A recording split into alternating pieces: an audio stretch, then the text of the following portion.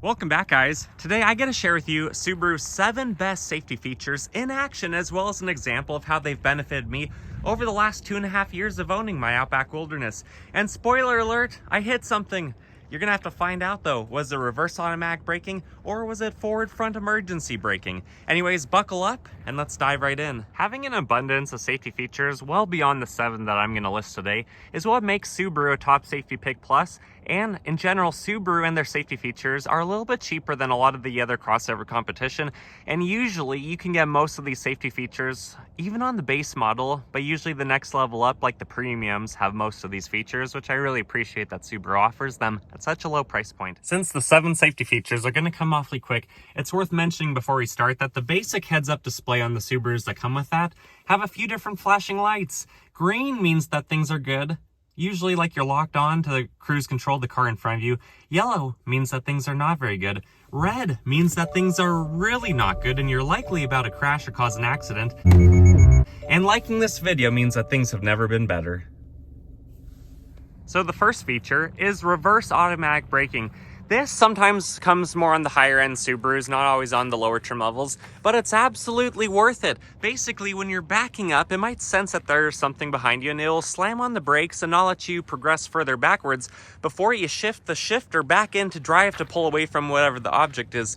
There's only been a couple times where it's legitimately saved me, and they've usually been very low speed things like backing up into my garage and maybe it detected the tool chest or something like that. Sometimes, though, it has caught me and saved me when I was a little bit too close to something and maybe I wasn't paying enough attention. But let's check that system out in action. Okay. Well, it didn't work on the snow that time.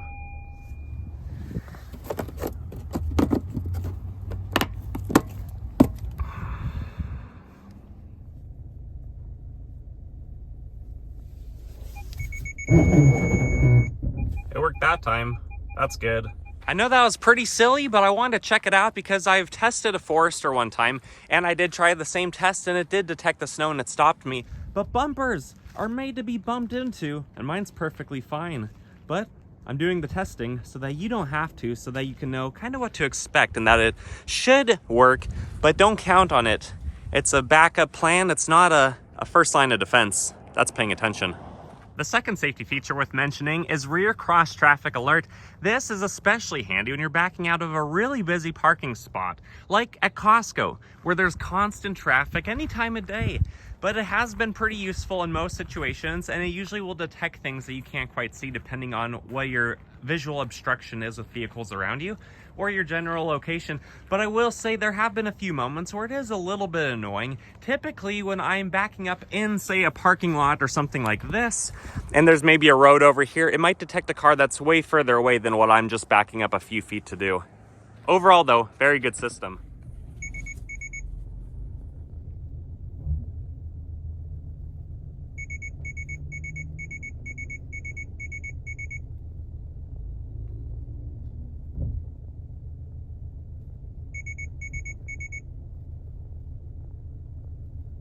The funny thing is, after trying to film that, it did legitimately take a couple minutes to get out of my spot in the Costco parking lot.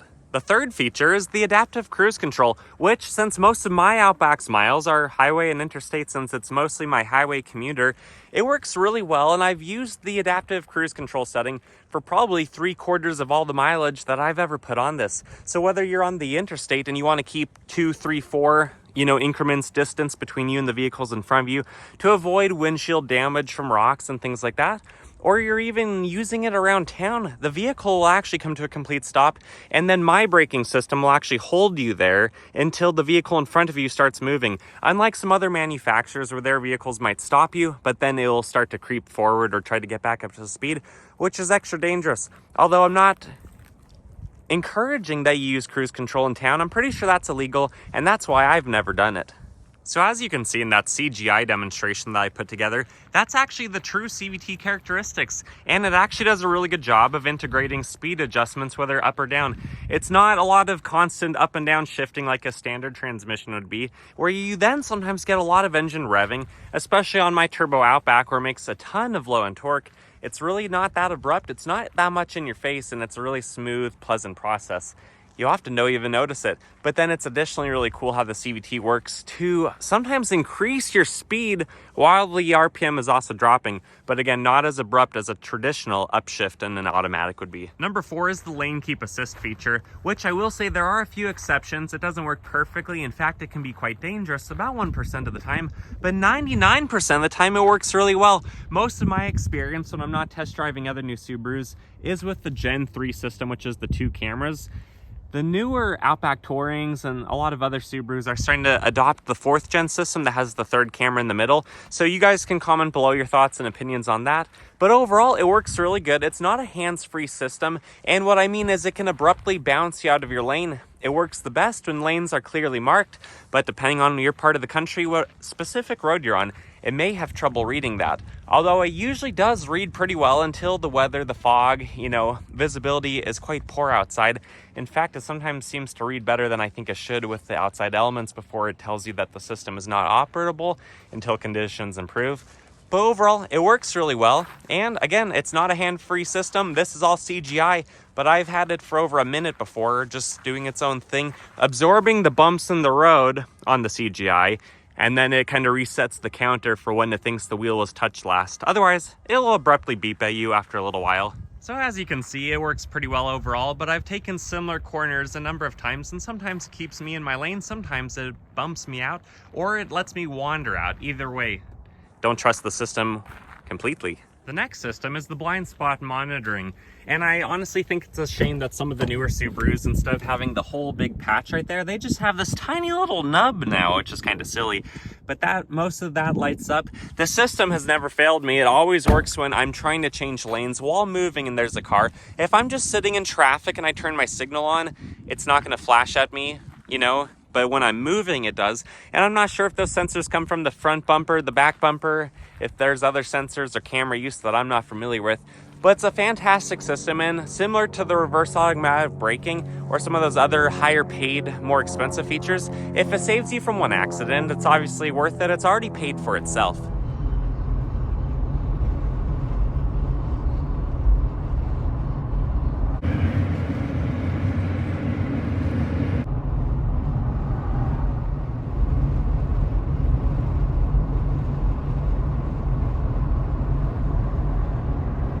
So if you have the funds, if you have the ability to buy a modern vehicle that has blind spot monitoring, I strongly suggest you consider it. I wouldn't want to own a vehicle that doesn't have it after being spoiled with it for the last few years. Even my 2019 Crosstrek had it, and even my 23 Miata Club has it. It's a fantastic feature.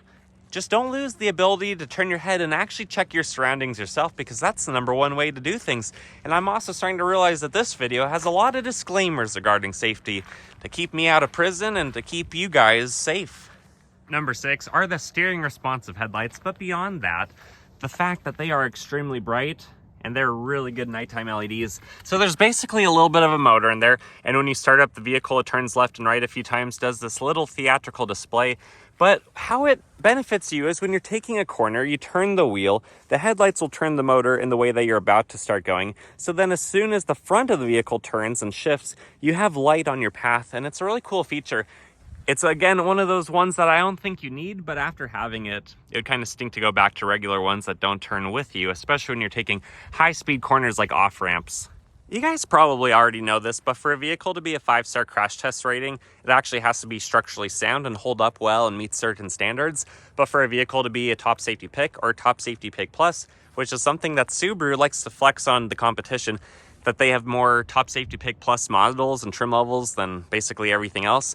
One of the reasons why they added LED headlights to basically every Subaru going forward for 2024. Because if you guys remember, even say the Subaru Forester base a couple of years ago had halogens. It's not because of the goodness of their heart necessarily, but it's because that gave them the rating to make the Forester a top safety pick plus rather than a top safety pick. Although in IIHS testing, the LEDs are about twice as bright as the examples that didn't have those, that just had the halogens. And in my own experience, coming from a Crosstrek without LEDs, yeah, these are way brighter. And of all the safety features I've mentioned today so far, the LEDs are probably the one I'd want to give up the least if I had to. Last but not least, number 7 is emergency automatic braking. so that prevents you from hitting someone in front of you. And if you guys remember, I started this video out with reverse automatic braking, so going from behind, and similar to that feature, this one has potentially saved me from a minor accident, maybe 2 or 3 times. It's unsure, I'm unclear, but I do know I've never been in an accident in my whole time driving. I've been bumped into about 3 times, but I've never actually caused an accident or hit anyone. But this feature, absolutely worth it, but nerve-wracking to test, as I'm going to show you in just a minute. This was, of course, another CGI example, and it did its job.